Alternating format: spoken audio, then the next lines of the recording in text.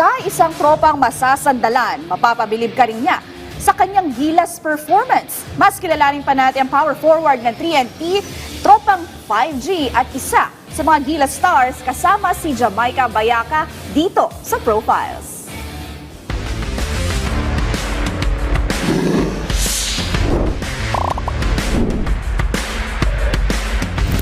Every jersey has its own story. Kaya naman, are you ready to hear what's the tea? Samahan niyo kong alamin ang storya ng inyong idol outside the game. Ako si Jamaica Bayaca at ito ang Profiles.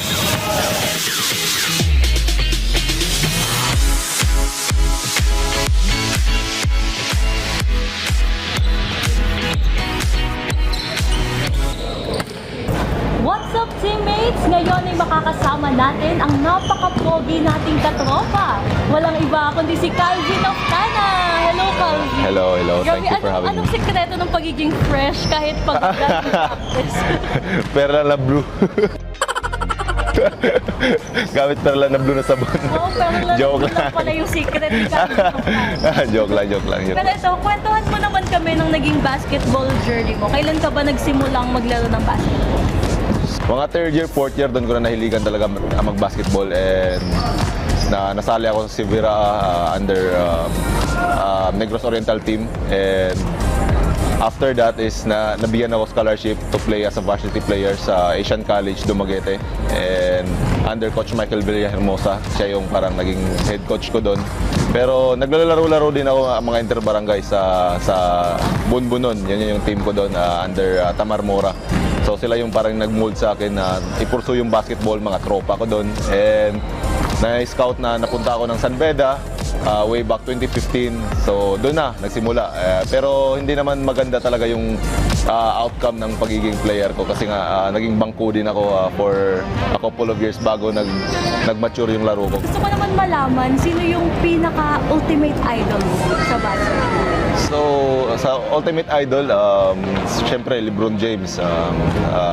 Gusto ko yung kanya na sa basketball, patanda ng patanda, pagaling ng pagaling. Sa PBA naman, mostly mga Jason Castro, Ararpogoy, sila yung naging role model ko. Sila yung tumutulong sa akin, sila Kuya Kevin Alas. You're a jersey number 8 sa TNT. So, pwede mo namin malaman, anong storya, bakit jersey number 8 yung napili mong number? So, totoo talaga, number 18 na yung gusto ko talaga. Kaso nga, nirespeto ko yun kasi kay Kuya Troy Rosario. So, and it's, yung number 8 naman is free. So, sabi ko, ayun na lang. And naisip ko rin kasi nga, yun yung parang mansari namin ng asawa ko. Dati, na-girlfriend ko siya na August 18.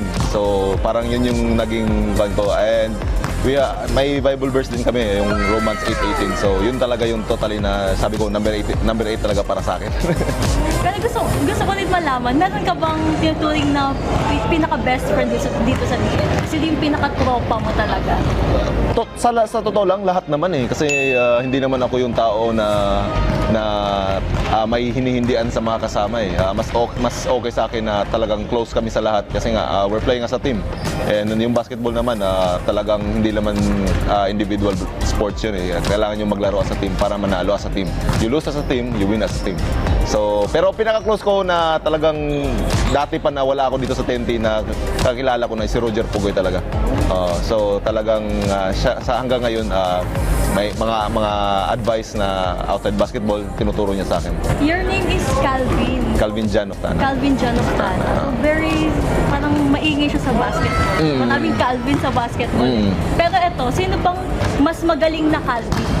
Si Calvin Abueva or si Calvin Oftana? Siyempre, sabihin ko sa sarili ko kasi sarili ko yun eh. Siyempre ako. Pero we have different mindset sa basketball eh. Different position. Sometimes magkakabantayan, pero I respect Kuya Calvin naman. Na nakasama ko siya sa Gilas for mga training camp namin. And nagustuhan ko yung paano niya i-approach yung basketball. Just work hard. Kahit anong mangyari, pagod man o hindi, yun yung nakikita ko sa kanya. Nabanggit mo kanina na meron kang anak and you also have a family. So, nakikita mo ba in the future na siya yung magtutuloy ng legacy mo as a basketball player?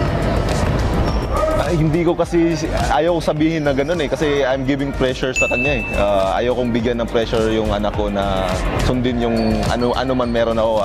I'm making my own legacy, sarili ko. Gusto ko makilala. Hindi ako maging ordinaryo na player lang. Gusto kong kilala ako ng tao na pag sinabi na Calvin Janufta na, uy, yan yung magaling na player nung kapanahunan namin. Gusto kong ganun, marinig sa ganun eh. And gusto ko sa anak ko is gumawa siya ng sarili niyang path. If he don't like basketball, it's up to him.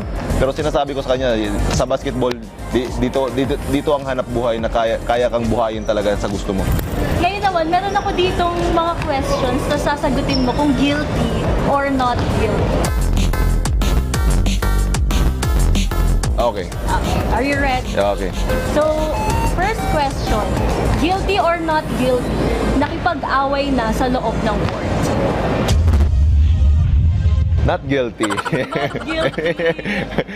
Parang hindi pa naman. Napipikon pero hindi na ako ipag-away. Hindi umabot sa... Oo, hindi naman. Pero practice meron. Hindi sa game. Pero dati yon, sa college ako. Pero ngayon wala na.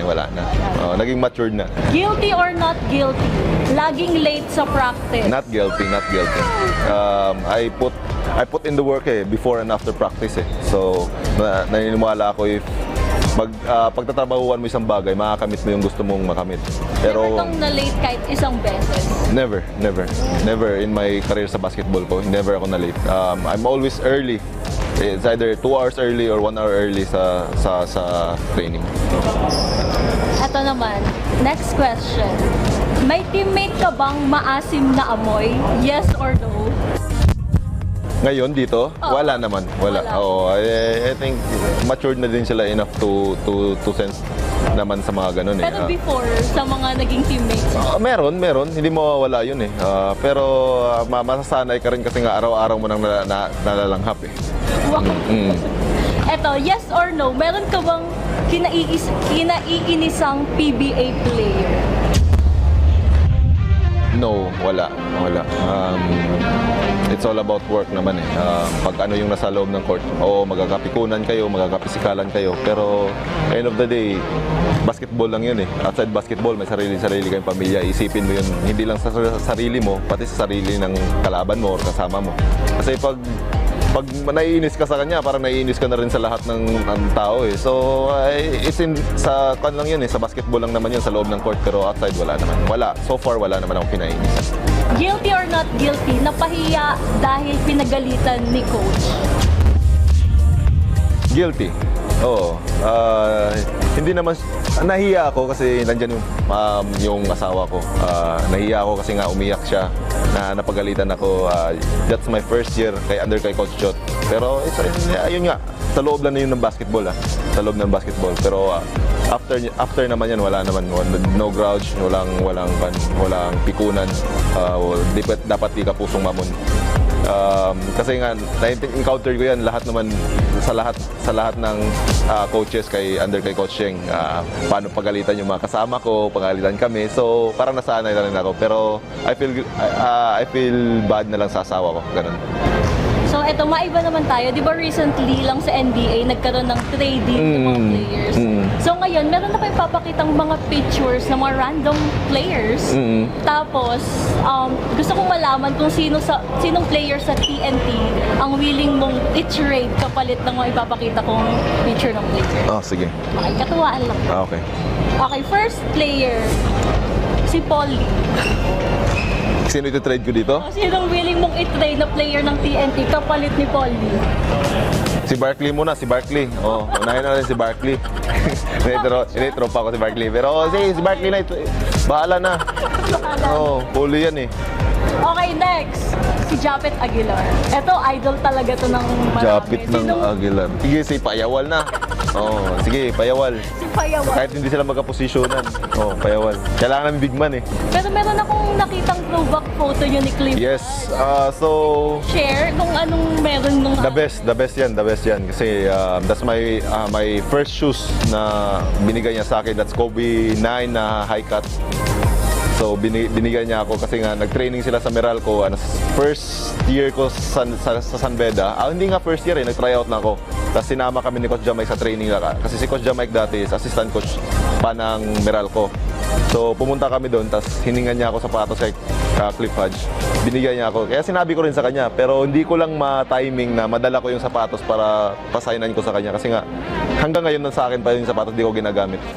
At dito muna nagtatapos ang ating episode for today. Ako si Jamaica Bayaka at see you in the next episode of Profiles.